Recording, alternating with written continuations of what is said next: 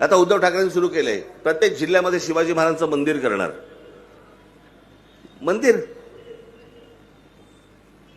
का पुतळे कमी पडले आम्हाला?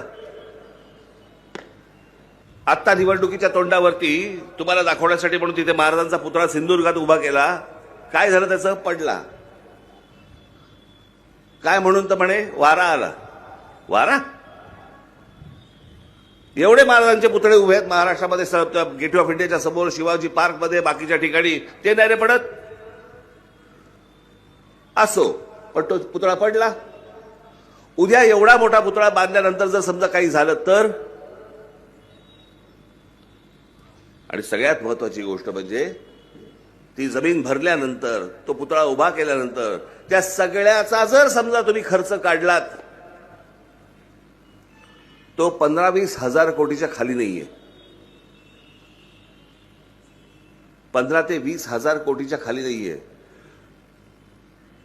15 ते 20 हजार कोटी खर्च करून आम्ही पुतळे बांधण्यापेक्षा शिवछत्रपतींचे आमचे जे गडकिल्ले आहेत ते जर समजा नीट केले, चांगले केले, तर ते आमचं शिवछत्रपतींचं स्मारक आहे ना. हो, भविष्यातल्या पिढ्यांना आम्ही काय दाखवायचं? पुतळे का गडकिल्ले?